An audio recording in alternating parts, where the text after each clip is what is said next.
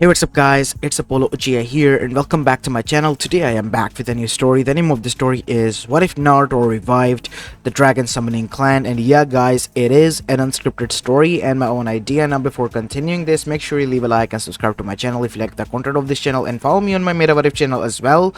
And without any further ado, let's begin with our today's story. Our story begins in Konoha Gakure no Sato. 8 years after the Kyuubi attack, as we go towards the said village. It was October 9th and nighttime. A festival was going on in Konoha. It has been the 8th anniversary of the Kyuubi's defeat, and 8 years since Konoha's survival in defiance against the biggest threat that it has ever faced in its history. A lot of sacrifices were made, but the people still survived. And today was the day they put respect on those people's name and remembered them by honoring them. While most of the people just did that, there was a group driven by sorrow, rage, who wanted revenge and someone to be held accountable for this. And who better than their target, the one they were chasing right now, into a corner. The 8-year-old Jinchuriki of Konoha, an orphan child who did not even knew what he possessed and why was he hated. Naruto Uzumaki. Leave me alone. What did I do to you? Well, yeah, we'll tell you what you did. After we beat the hell out of you, that is. And so one of the Anbus was able to grab him by the neck and slammed him against an alleyway. Naruto crashed into the dumpster as the dumpster skidded next to a wall. Naruto was on the ground clutching his back because that was the one thing that impacted the dumpster, as this gave people enough time to surround him. What do you all want? Why are you all after me? Because today you will get your retribution, Kyuubi. Kyuubi? What do you mean by that? Oh, stop with this bullshit. We all know that you are the Kyuubi no Yoko. No matter what you do, what you try, there is nothing that will convince us. As Naruto's eyes widened, but it's dead! The fourth Hokage killed it! That is what you all were made to believe, even you who have forgotten his powers and memories. But no longer, because tonight, you'll pay. And what followed suit was a fist to Naruto's face with metal knuckles by a man. And what followed suit was a beatdown that continued for a few hours. Some bones cracked. Many wounds were opened. And after all that, a bloody smear was on the ground. Naruto was still barely clinging on to his life. He was not gonna die out that fast. What are we gonna do? I think we went too far. If he dies, Kage would have our head. Hey, I have an idea. Grab him. And so that is what they did. They grabbed him and brought him to the nearby river stream, secretly, with the help of a few Anbus, and there they dumped him, tying his hands and feet with heavy stones and tying that stones to a string that attached to his feet. He was drowned. But the water current was fast. While he was drowning, he was taken near the waterfall that connected to the Valley of the End. Once falling down that stream, unbeknownst to everyone, there was a temple or a shrine long forgotten by humans, of a divine clan that was sealed within. Naruto was drowning. He was having difficulty breathing, almost close to dying out. Some of his blood that was seeping out into the water fell and connected on the stone that was already cracked. As the cracks began to fill with the red blood of Naruto until it began to glow, and something ruptured as lightning struck. Huge and heavy amount of lightning struck where the Valley of the End was, as it could be seen throughout the whole elemental nations. The summoning clans, their elders, they realized something. Oh no, this cannot be. We must all have a council. That was the collective thoughts of the elders, while the younger ones were confused. While on the other side, Hiruzen was also seeing this from his window. This cannot be good. Why the sudden weather change? Must be some bad omen. He did not realize just how true that was going to be soon. While on the other side the water had dried out, Naruto was laying there on the ground, his wounds healed completely. He was motionless, as suddenly 2 nostrils breathed seemed like air next to him, causing him to wake up and cough up a huge amount of water. What the? I'm alive? Of course you are. Now tell me, what is your name? Who are you? My name is Ozaru, and I am the elder and the supreme leader of the Dragon Summoning Clan. What? Said Naruto. What is your name, child? Your name?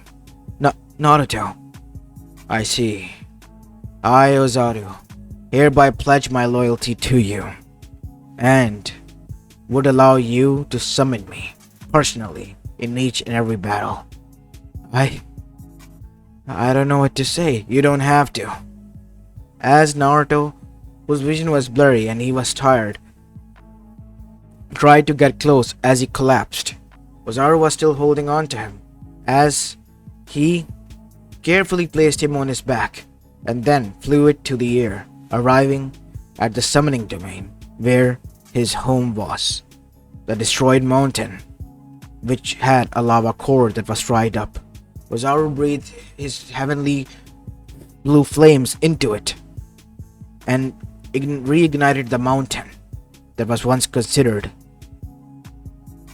extremely dangerous and forbidden. As suddenly it powered up the other dragons as they too emerged. Ozaru-sama is back, said Teal, a flaming dragon, as she emerged alongside the others following suit. Each of the dragons had different elements: lightning, flames, ice, water, and whatnot. And they all were there. My people, I have brought our savior and my summoner here, the one who has brought us all back. But my lord, said Teal, what are we gonna do about the other summoning clans? They betrayed us. I know. A time has come that we will have our revenge. We will destroy them. But not now. Because now we need to take care of him. I have seen his memories. He is the chosen one. As Teal looked towards everyone, the chosen one? You mean to say the one that was prophesied? Yes, the prophecy that was originally given to us, stolen by the toads, which led to the betrayal. Now, it is time that they all pay. Then we attack now! No. As I said, in due time. First, we need to make sure the child of prophecy is trained under us, raised under us in the Dragon Way. And so, that is how Naruto came to be, resting currently at the most dangerous and secure mountain, the historic mountain of the dragons. While within the mindscape, the QB was shocked. It was also aware of the prophecy because the sage was the one who trained with the dragon named Ozaru, an elder dragon who allowed him to tap into his strength, alongside the toad who later became the chief toad and elder toad. And he was the one who gave this prophecy to his father, who later passed down to him. So this is the child, the bridge between humans and the Bijus. But that never happened, which means the other part, the other half of the prophecy, which was dangerous as father anticipated, would play out. I have to pick sides, and fast. Konoha, it has made a blunder, a bad one, that is gonna cost them and the rest of the elemental nations. But the Bijus will be safe. And so, that is when we see Naruto, while unconscious, was given the dragon's blood. His whole body began to heat up. Why? Because the dragon's blood was the most powerful way to become strong. It was a forgotten myth And now Naruto was emerging and converting into a dragon youth, which allowed him to gain wings, fly, and use an element as his fire breath, and become invincible to each and everything. While this was going on, the council of the summoning clans had been called. Kamamaru was there, now older, but still open with a frown on his face. The dragons have returned,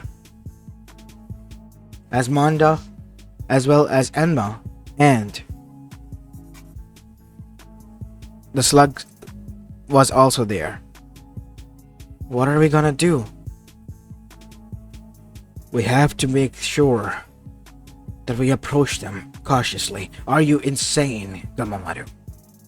Doing that would be a disaster. Our elders died. The only one who survived was you.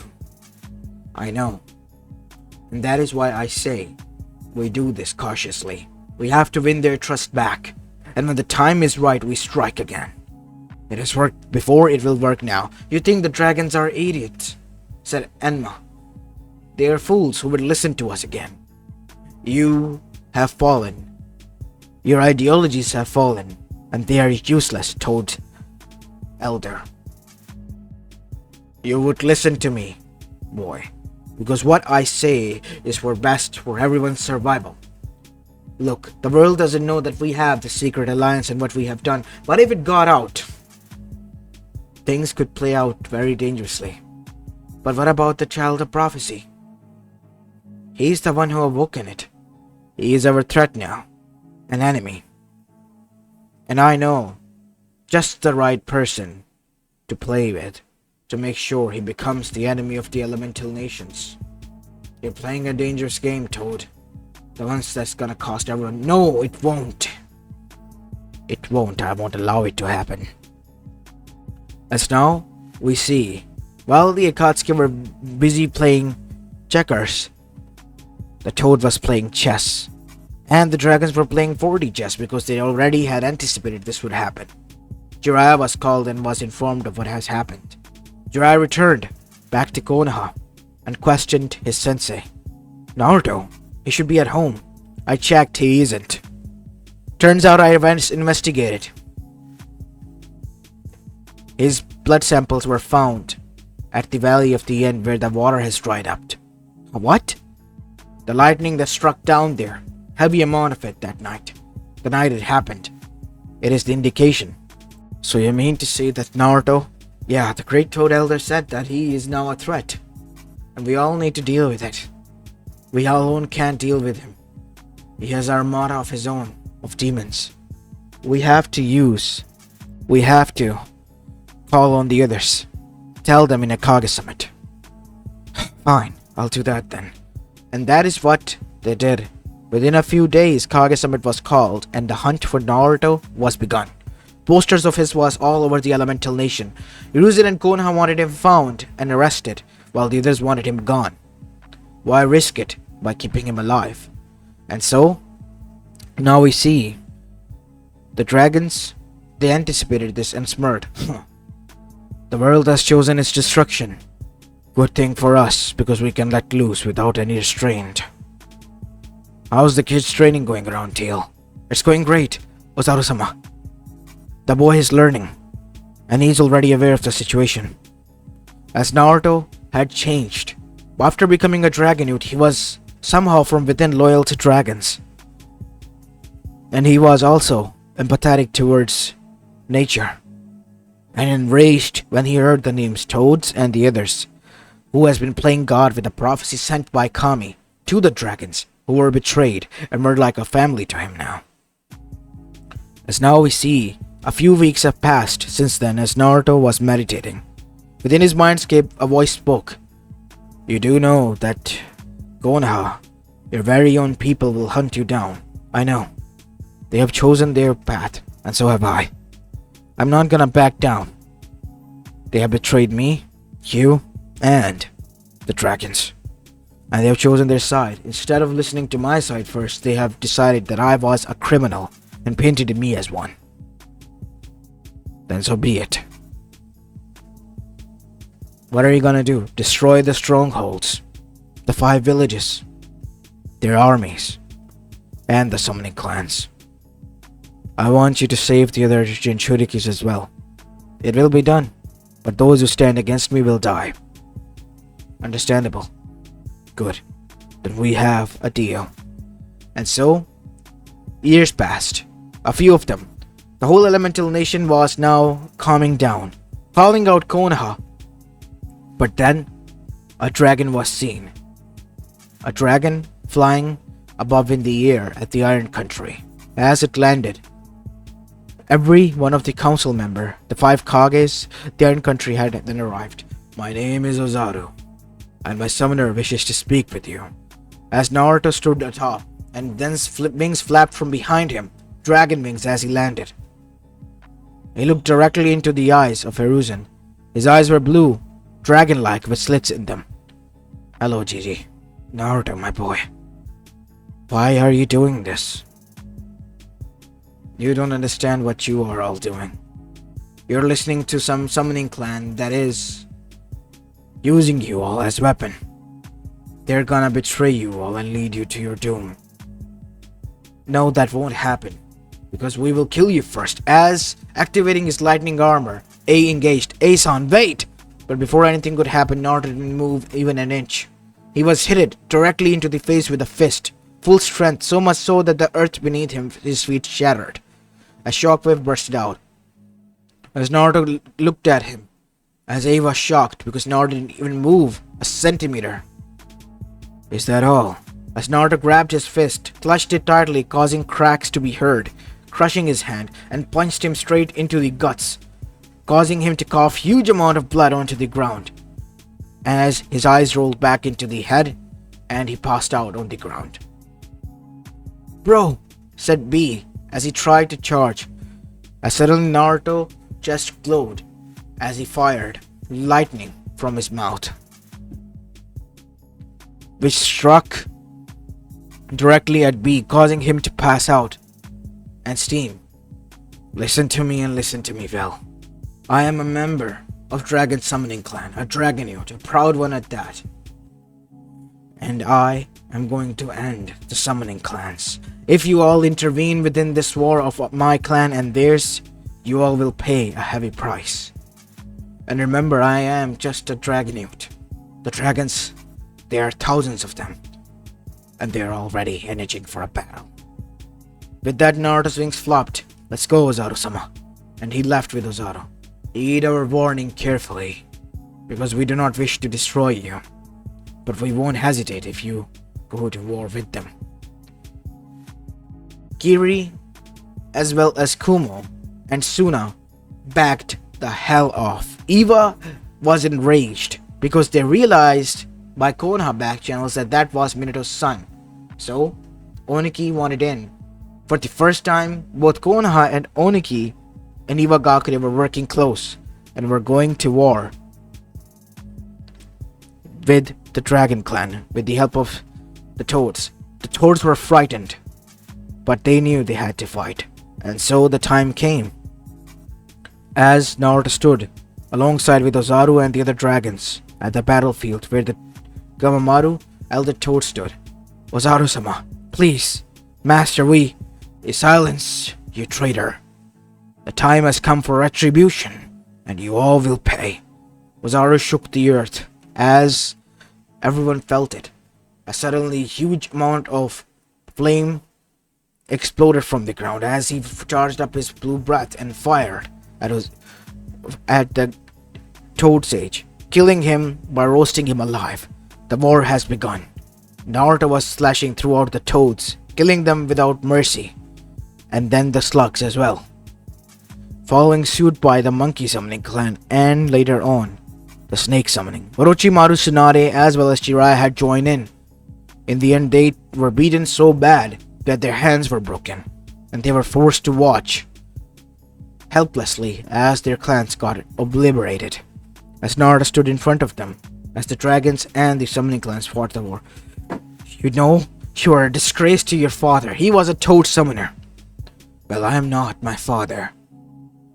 I am not that man who left me to the wolf after slamming the QB into my chest. I was mistreated, beaten to the inch of my life, and left for dead by the same people he protected. So me, he is with them. He is them, my enemy. As now we see, Jiraiya had realized that Naruto was too far gone. In his opinion, that is. Well, Naruto, he looked at Jiraiya with nothing more than rage, because this man was the one who pushed his father to do that bullshit, which caused him so much hurt, problems in the little life that he has lived. The war was swift. It ended in a few hours. The summoning clans were done. Defeated, killed, humiliated. Only one existed. And then they turned towards the villages, who joined. Eva and Konoha were eradicated. Only a few spots were saved, and persons were saved, such as Iruka, the ramen shop guy and his daughter, and then his Gigi and his family. The rest? No. Some left willingly, while the others who didn't, heeded the warning and decided to fight, were crushed, such as Danzo and the others. They all perished alongside the civilians. And then followed Eva, who was eradicated to the core. The whole elemental nation realized one thing. A great power, heavenly shaking power, had awoken and just reclaimed its throne. And there was nothing in the world they could do to stop it. As Naruto, he returned to the dragons. He was one of them. And he was going to stay with them now. He was not trusting towards a human. Why? Because of what they have done to his summoning clan and what they've tried to do to him, painting him as a criminal. For what? For surviving? Yeah, no. He was done. As this is where I'm going to be leaving this story off, guys. I hope you enjoyed this one, and if you did, then make sure you leave a like and subscribe to my channel if you like the content of this channel, and follow me on my Meta What If channel as well. As this is Apollo Uchiha, and I'm signing off for the day. Peace.